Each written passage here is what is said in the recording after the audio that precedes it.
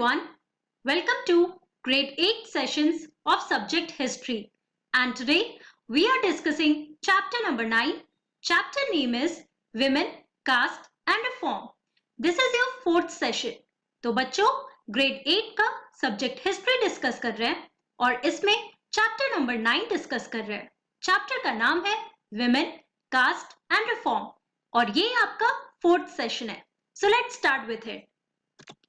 तो बच्चों एक बार ब्रीफ रिकैप कर लेते हैं कि लास्ट क्लास में हम लोगों ने क्या क्या कंप्लीट कर लिया था and after that we will continue with our session. So in our last class we were talking about the girls who began to going to the schools, right. तो इसमें हमने देखा कि जो इंडियन रिफॉर्मर्स थे, जो सोसाइटी में कुछ चेंज लाना चाहते थे, तो उन्हें ये लगा कि बहुत ही जरूरी है दैट वुमेन और girls they should be educated, right. कि उनके लाइफ्स को इंप्रूव करने के लिए उनको एजुकेट करना काफी इंपॉर्टेंट है और इसलिए डिफरेंट रीजन्स में स्कूल सेटअप किए जाने लगे. लेकिन वहीं अगर हम देखते हैं तो एक दूसरा नोशन था हमारे सोसाइटी में और वो था ऑर्थोडॉक्स लोगों का, जिनका ये मानना था कि अगर लड़कियां स्कूल जाने लगेंगी तो वो अपने डोमेस्टिक एंटिटी से दूर हो जाएंगी. उसके अलावा अगर वो बाहर की दुनिया में जाने लगेंगी तो वो शायद करप्टिव इन्फ्लुएंस उनके ऊपर आएगा. तो इन नोशंस की वजह से बहुत सारी लड़कियों को घर पे ही पढ़ाया जाने लगा बाय देयर लिबरल फादर्स और हस्बैंड्स. और इसी में बहुत सारे उर्दू नॉवेल्स भी लिखे जाने लगे थे by the Muslim women, right. उसके बाद हम लोगों ने देखा था विमेन राइट अबाउट विमेन और इसमें हमने बेस्ट एग्जाम्पल देखा था बेगम रुकैया का. तो बेगम रुकैया ने बहुत सारे स्कूल्स खोले थे in Bihar and also Calcutta, right. उसके अलावा हम लोगों ने ताराबाई शिंदे के बारे में पढ़ा कि चूंकि जो उन्हें एजुकेशन मिला था उनके घर पे, लेकिन अगर हम बात करते हैं तो उन्होंने एक नॉवेल लिखा था जिसका नाम था स्त्री पुरुष तुलना, जिसमें उन्होंने मेन और वुमेन के बीच डिफरेंसेस बताए थे जो हमारे सोसाइटी में भी एग्जिस्ट करता है. सो इसी तरीके से औरतें खुद ही दूसरे औरतों के लाइफ्स के ऊपर पे बहुत सारी नॉवेल्स लिखने लगी, ओके. और ऐसे बहुत सारे नॉवेल्स और मैगजीन्स पब्लिश किए जाने लगे.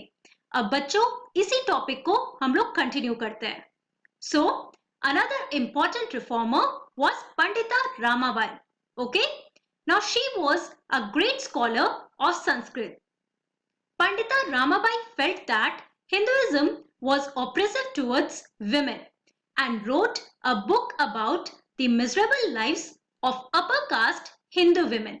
तो हमारा जो ये टाइटल है बच्चों, ये हमें क्या बता रहा है कि उस टाइम पे बहुत सारे विमेन जो एजुकेट हो गई थी, तो उनमें से कुछ डॉक्टर्स बन गई, कुछ टीचर्स बन गई और कुछ ऐसी थी जिन्होंने औरतों की लाइफ के ऊपर बहुत सारी नॉवेल्स लिखने लगी, ओके. और उनमें से एक एग्जाम्पल है पंडिता रामाबाई का, जिन्होंने क्या बताया कि हिंदुइज्म जो है it was oppressive towards women. तो हमारा जो हिंदुइज्म रिलीजन है that is oppressive towards the women. उनके ऊपर ये काफी ऑप्रेसिव व्यवहार रहता है टुवर्ड्स विमेन हियर. ऑल्सो उन्होंने एक बुक लिखा था जिसमें उन्होंने बताया about the miserable lifes of upper caste Hindu women. जो अपर कास्ट की हिंदू विमेन है उनके ऊपर किस तरह के रिस्ट्रिक्शंस थे उनके घर में, इन सारी चीजों के ऊपर उन्होंने अपने नॉवेल में डिस्कस किया था. Now here this is the picture of Pandita Ramabai. Also you can see Pandita Ramabai with her friends. और यहाँ पे आप देखो कि उन्होंने एक विडोज होम बनाया था और ये कहाँ बनाया गया था, इसे पूना में बनाया गया था to provide shelter to widows who had been treated badly by their husbands' relatives. तो बेसिकली उन्होंने विडोज के ऊपर भी वर्क किया था. वो कैसे कि उन्होंने एक शेल्टर बनाया था, एक जगह बनाया था जहां पे ये विडोज आकर रहा करती थी. और कौन विडोज, जिनको बहुत ही बुरे तरीके से ट्रीट किया जाता था बाय देयर हस्बैंड्स रिलेटिव्स. उनकी फैमिली में अगर उनके फादर इन लॉ या मदर इन लॉ उनसे कुछ बुरा ट्रीट कर रहे थे तो वैसे विडोज यहाँ आ रही थी जहां पे एक विडोज होम खोला गया था bye Pandita Ramabai. Here women were trained so that they could support themselves economically. तो यहाँ पे women को इस तरीके से ट्रेन किया जाता था कि वो खुद ही सक्षम हो जाए अपने आप को इकोनॉमिक सपोर्ट देने के लिए। Many Hindu nationalists felt that Hindu women were adopting Western ways and that this would corrupt Hindu culture and erode family values. तो बहुत सारे ऐसे हिंदू नेशनलिस्ट थे बच्चों जिनको ऐसा लगने लगा कि जो विमेन है वो वेस्टर्न वेज या वेस्टर्न कल्चर को अडॉप्ट कर रही हैं और इसी तरीके से ये वेस्टर्न कल्चर अडॉप्ट करने की वजह से हमारा जो हिंदू कल्चर है वो करप्ट हो जाएगा, वो नष्ट हो जाएगा और जो भी फैमिली वैल्यूज है हमारे सोसाइटी में वो भी धीरे धीरे खत्म हो जाएगा। ऐसा किसका मानना था? हिंदू नेशनलिस्ट का, जो कि विमेन के इन सारे एक्टिविटीज से या रिफॉर्म से बहुत ही ज्यादा अनॉयड थे। Orthodox Muslims were also worried about the impact of these changes। तो यहाँ पे लगातार आप डिफरेंस देख रहे हो नोशंस में। एक तरफ आप रिफॉर्मर्स के नोशंस को पढ़ रहे हो, दूसरी तरफ जो ऑर्थोडॉक्स मुस्लिम्स हैं या जो हिंदू नेशनलिस्ट हैं जिनका टोटली अपोजिट व्यूज है उनके बारे में हम समझ रहे हैं, right? So please keep this in mind here. By the end of 19th century, women themselves were actively working for reform। तो पहले तो हमने देखा कि बहुत सारे Indian reformers such as Ishwar Chandra Vidyasagar, राजा राम मोहन रॉय या उसके अलावा बहुत सारे जो आर्य समाज के मेंबर्स थे, तो इन सब ये लोग वर्क कर रहे थे towards changing the lives of women. लेकिन अगर हम बात करते हैं एंड ऑफ 19th सेंचुरी की, राइट, अगर हम 1880s 1890s की बात करते हैं तो यहाँ पर अब हम देखते हैं कि वुमेन खुद ही एक्टिवली पार्टिसिपेट कर रही थी in the reforms. They wrote books, edited magazines, founded schools and training centres and set up women's associations. तो वुमेन बहुत सारी बुक्स लिख रही थी जिसके बारे में अभी आप लोगों ने पहले पढ़ा, राइट? और बहुत सारी मैगजीन्स में वो लोग बातें भी लिख रहे थे related to the lives of women और उनको किस तरीके से सोसाइटी में ट्रीट किया जा रहा था। बहुत सारे स्कूल्स भी खोले गए थे और ट्रेनिंग सेंटर्स भी खोले गए थे फॉर विमेन। ऑल्सो बहुत सारे विमेन्स एसोसिएशंस भी खोले जा रहे थे, right? From the early 20th century they formed political pressure groups to push through laws for female suffrage. उसके अलावा आप देखो कि ये लोग पॉलिटिकली भी पार्टिसिपेट कर रहे थे और ये किस चीज में हो रहा था? तो बहुत सारे प्रेशर ग्रुप्स बनाए जा रहे थे। और ये प्रेशर ग्रुप्स क्यों बनाए जा रहे थे? So that laws can be brought in the country for female suffrage. अब ये फीमेल सफरेज क्या होता है? तो बच्चों ये सफरेज का मतलब होता है राइट टू वोट। तो हमारी कंट्री में जब हमें हमारे कंट्री को इंडिपेंडेंस नहीं मिला था उसके पहले की अगर हम बात करते हैं तो women they were not allowed to vote. और ऐसा नहीं था कि all the men were allowed to vote. बहुत सारे जो पुअर लोग थे, जो पुअर मेन थे, उनको भी अलाउड नहीं था वोट करना, लेकिन specially women were not allowed to vote, right? तो इसके लिए भी विमेन ने बहुत सारे प्रेशर ग्रुप्स बनाए ताकि वो पॉलिटिकली प्रेशर कर सके गवर्नमेंट को कि उनको भी फीमेल सफरेज मिले, कि उनको भी वोट करने का अधिकार मिले। And better health care and education for women. तो यहाँ पे आप देख सकते हो 2-3 मुद्दे थे जिनके ऊपर विमेन ने पॉलिटिकली प्रेशर बनाया गवर्नमेंट पे।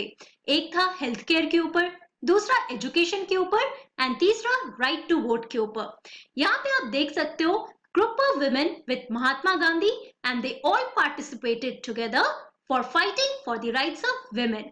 यहाँ पे आप देखो, now this is an old picture that is showing that women went out in protest for their own rights, right? तो politically active भी हो रहे थे। In the 20th century, leaders such as Jawaharlal Nehru and Subhash Chandra Bose lent their support to demands for greater equality and freedom for women। उसके अलावा बहुत सारे ऐसे नेशनल लीडर्स थे, फॉर एग्जाम्पल जवाहरलाल नेहरू जिनके बारे में आप लोगों ने सुना होगा, उसके अलावा सुभाष चंद्र बोस। तो ये जो नेशनल लीडर्स थे बच्चों, वो भी अपना सपोर्ट दे रहे थे for the greater equality and freedom for women, ताकि विमेन को फ्रीडम भी मिले और उनको सोसाइटी में इक्वली ट्रीट भी किया जाए। Nationalist leaders promise that there would be full suffrage for all men and women after independence. अब जो नेशनलिस्ट लीडर्स थे, जो फ्रीडम स्ट्रगलर्स थे बच्चों, उन्होंने ये प्रॉमिस किया कि इंडिपेंडेंस के बाद फुल सफरेज मिलेगा, जितने भी मेन और विमेन दोनों को फुल सफरेज मिलेगा, that is right to vote. Okay, here you can see the picture of Subhash Chandra Bose, right, with group of people, and this is picture of Pandit Jawaharlal Nehru with group of people here, right.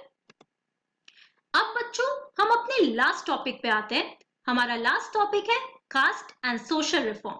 एक तरफ आप लोगों ने society में जो women का role था, जो विमेन का पोजीशन था, उसके ऊपर हमने काफी डिस्कशन किया और कैसे कैसे रिफॉर्म्स लाए गए थे, किस तरीके से विमेन के लाइफ्स को चेंज किया गया था बाय द रिफॉर्मर्स. इन सब के पॉइंट्स को हमने यहाँ पर समझा. अब हम बात करने वाले हैं about the caste and social reforms, कि हमारी सोसाइटी में जो कास्ट सिस्टम एग्जिस्ट करता था, जिसके बारे में अगेन हमने पहले भी पढ़ा है कि अगर हम बात करते हैं तो 4 वर्णास थे, राइट. पहला ब्राह्मण, उसके बाद Kshatriyas, then Vaishyas and then Shudras, फिर आते थे अनटचेबल्स. तो हमारी सोसाइटी में बहुत ही ज्यादा कास्ट के बेसिस पे भी ऑपरेशन होता था और ये सबसे ज्यादा किसके ऊपर होता था, दी अनटचेबल्स. ओके, तो यहाँ पर हम कास्ट रिफॉर्म और सोशल रिफॉर्म के बारे में पढ़ने वाले हैं. सो Rajaram Mohan Roy translated an old Buddhist text that was critical of caste. आप लोगों ने राजाराम मोहन रॉय के बारे में पहले भी पढ़ा, राइट. तो उनको कास्ट सिस्टम से भी प्रॉब्लम था कि हमारी सोसाइटी में जिस तरीके से अनटचेबल्स को या लोअर कास्ट के लोगों को एक्सक्लूड किया जाता था वो बहुत ही गलत था, है ना. और इसके अगेंस्ट भी उन्होंने बहुत सारे रिफॉर्म्स लाने की कोशिश की और इसी की वजह से प्रार्थना समाज बनाया गया था. इसे 1867 में बनाया गया था. तो द प्रार्थना समाज adhered to the tradition of bhakti that believed in spiritual equality of all caste. तो यहाँ पर अब हम बात करने वाले कि ऐसे बहुत सारे समाज, ये एसोसिएशंस बनाए गए थे. ये रिफॉर्म एसोसिएशंस थे बच्चों, that was working towards the betterment of society.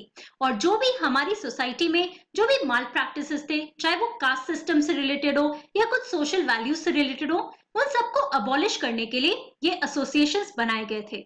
इसमें सबसे इंपॉर्टेंट था प्रार्थना समाज. और प्रार्थना समाज का क्या मेन एम था बच्चों, to abolish the caste system. जो कास्ट बैरियर्स है सोसाइटी में उसको एंड करने के लिए. उसके अलावा विडो रिमैरिज या फिर एजुकेशन के ऊपर, improving the lives of women, इन सब के ऊपर उनका फोकस हुआ करता था. सो बेसिकली यहाँ पे आप देखो, आप लोगों ने भक्ति मूवमेंट के बारे में पढ़ा है. भक्ति मूवमेंट में हमने देखा था कि it always believes in spiritual equality of all cast. मतलब सारे कास्ट बराबर है ना. इक्वालिटी ऑफ ऑल कास्ट के ऊपर एम्फेसिस होता है और इसी चीज पे इन लोगों ने एम्फेसाइज किया था. Now here you can see group of lower caste people, जिनको हमेशा सोसाइटी से एक्सक्लूड किया जाता था.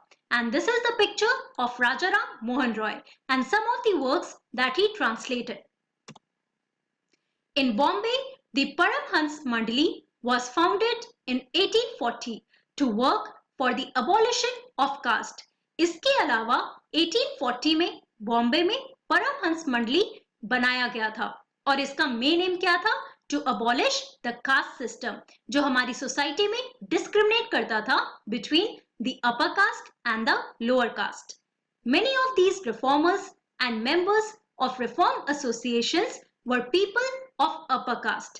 तो यहाँ पर हम बात कर रहे हैं the difference that existed between upper caste and lower caste. लेकिन आप देख सकते हो कि जो रिफॉर्म एसोसिएशंस थे, इसमें जो रिफॉर्मर्स थे बच्चों, वो अपर कास्ट से भी आते थे. तो इसका ये मतलब नहीं था कि अपर कास्ट के सारे लोग डिस्क्रिमिनेशन करते थे. कुछ लोग ऐसे थे जो डिस्क्रिमिनेट करते थे, right. So keep that in mind here. And now this is the group of people who belong to this Paramhansa मंडली.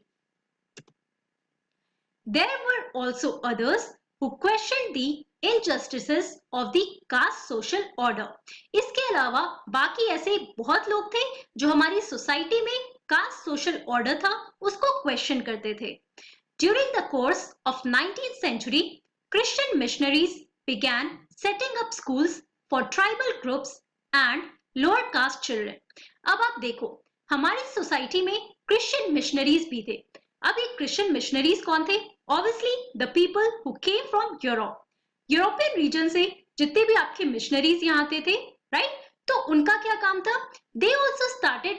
they were also trying to improve the condition of caste system here. So basically उन्होंने क्या किया? उन्होंने start किया setting up schools for tribal groups, और tribal groups और lower caste के जो चिल्ड्रन थे उनके लिए उन्होंने स्कूल खोलना शुरू किया था। These children were thus equipped with some resources to make their way into a changing world. तो क्रिश्चियन मिशनरीज भी वर्क कर रहे थे to abolish the caste system. Anyways उन्हें इंडियन कल्चर या सोशल कस्टम्स या वैल्यूज इस तरीके के काफी इंफीरियर लगते थे। ओके, तो इस वजह से उन्होंने सोचा कि यहाँ के लोगों को सुपीरियर बनाना है, ये उनका कल्चरल मिशन भी था। देयरफॉर उन्होंने हेल्प करना शुरू किया ताकि जो ट्राइबल ग्रुप्स हैं, जो डिस्क्रिमिनेटेड लोग हैं, उनको सोसाइटी में थोड़ा इक्वलिटी भी मिले। और इस वजह से जो छोटे छोटे बच्चे थे उनको बहुत सारे रिसोर्सेज भी दिए गए ताकि वो अपने लाइफ को और बेहतर बना सके। Now here you can see the group of tribal groups at that time. Also, this is a picture showing the Christian missionaries who started coming in the country और बहुत सारे cultural changes लाने लगे। Okay? At the same time, the poor began leaving their villages to look for jobs that were opening up in cities. अब यहाँ पे आप देखो कि बहुत सारे villages से जो गरीब लोग थे बच्चों, वो शहर जाने लगे। There was work in the factories that were coming up and jobs in the municipalities.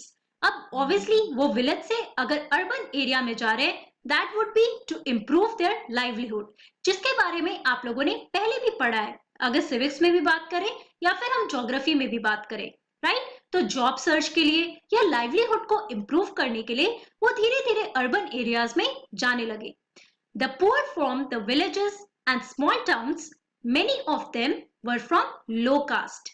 They began moving to the cities where there was a new demand for labor. अब ये धीरे धीरे cities में क्यों जा रहे थे? क्योंकि वहां पे demand of labor था। Some also went to work in plantations in Assam, Mauritius, Trinidad and Indonesia. अब इंडिया के अलावा आप देखो इंडिया से बाहर भी जा रहे थे, चाहे वो इंडोनेशिया का रीजन हो, मॉरिशस का हो, ट्रिनिडाद का या फिर असम में। तो जहां भी डिमांड ऑफ लेबर था, ये जो पुअर थे, जो लोअर कास्ट से बिलोंग करते थे, ऑपरेशन से बचने के लिए ये लोग डिफरेंट रीजन्स में जा रहे थे। ओके, तो बच्चों आज की क्लास में हमने क्या पढ़ा? In today's class we talked about women right about women, जिसमें हमने एग्जाम्पल लिया पंडिता रामाबाई का। फिर हमने डिस्कस किया about the caste and social reform, Prarthana Samaj, उसके अलावा परमहंस मंडली, क्रिश्चियन मिशनरीज और जो पुअर रूरल से अर्बन एरिया जा रहे थे, उन सब के बारे में इस टॉपिक में डिस्कस किया है। अब इसी टॉपिक को नेक्स्ट क्लास में कंटिन्यू करेंगे। That's all for today. Thank you very much. Have a nice day.